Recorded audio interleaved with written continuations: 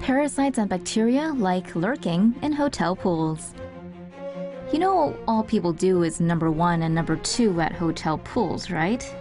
Ew.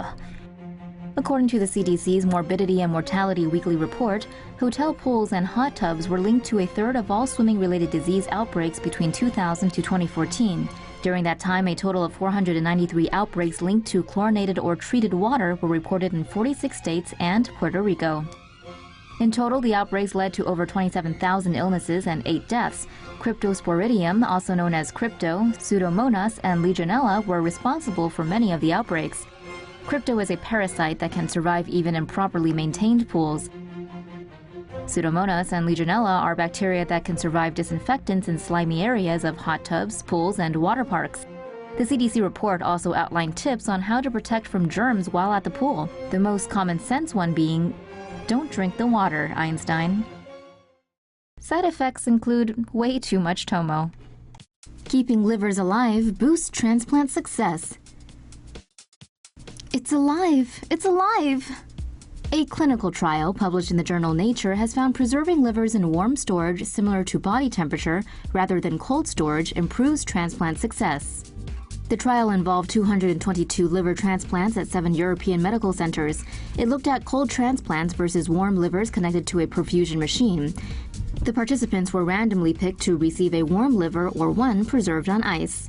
According to the BBC, the scientists found 50% less tissue damage in the warm livers. They also found that warm livers had a higher transplant success rate compared to cold ones. Only 16 out of the 137 warm livers had to be discarded, compared to 32 out of 133 cold ones.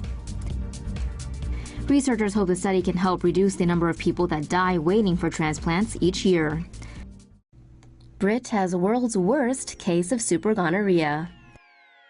What happens in Bangkok stays in Bangkok, unless it's a case of super clap. A man in the UK has been diagnosed with the world's worst ever case of super gonorrhea that is resistant to first-choice antibiotics. The man picked it up after a sexual encounter with a woman in Southeast Asia.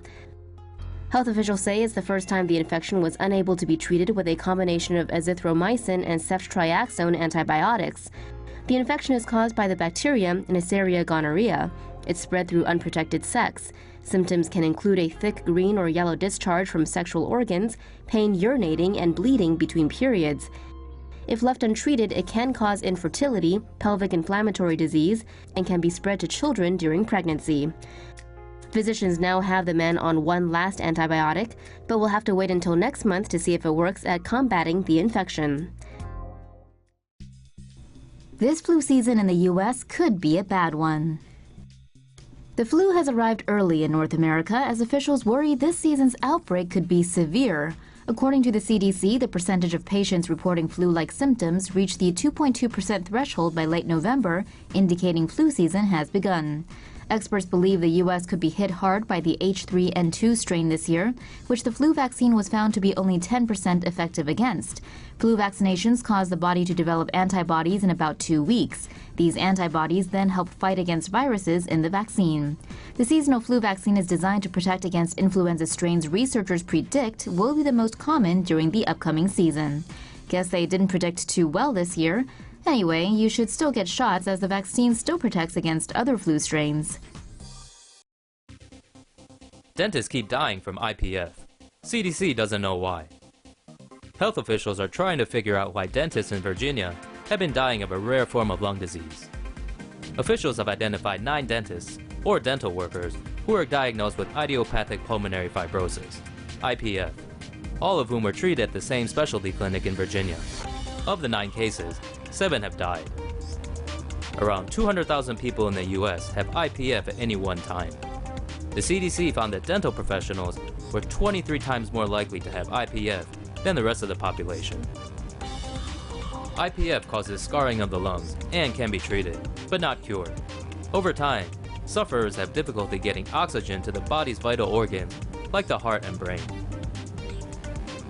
Signs of IPF include shortness of breath, a chronic and dry cough, weight loss, fatigue, joint and muscle pains, and club fingers or toes. Doctors still don't know what causes IPF. Patients usually live 3 to 5 years after being diagnosed. Dark chocolate is the new superfood. Maybe. Put the quinoa and avocado down. There's a new super-duper food in town. Dark chocolate. Okay, maybe not, but it's still chocolate. According to 3 studies, dark chocolate may be giving your brain, immune system, and vision some small benefits. To study dark chocolate's effect on the brain, subjects were given 1.5 ounces, then had their brain waves analyzed on an EEG machine. Participants had an increase in gamma waves 30 minutes after eating the chocolate. Gamma waves are associated with high levels of cognitive processing. In another study, scientists looked at the effect of dark chocolate on the immune system. Subjects were again given a dark chocolate bar for the first week and had the blood analyzed the following week. Participants had an increase in anti-inflammatory markers and infection-fighting T cells. The third study looked at a link between dark chocolate and vision. In 2 separate tests, 30 subjects were given 2 chocolate bars, both dark and milk chocolate, and conducted vision tests roughly 2 hours later. Scientists found that after eating dark chocolate, participants had small vision improvements.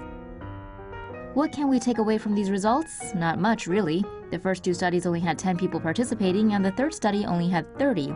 You could also drown your sorrows in some dark chocolate. How gut bacteria could be affecting your brain. You ever get a gut feeling about something? Recent studies have been looking at the link between the gut, specifically the microbiome, and its effects on the brain. How could gut microbes be affecting and reaching the brain? One possible route is through the vagus nerve, the connection between the brain and the gut.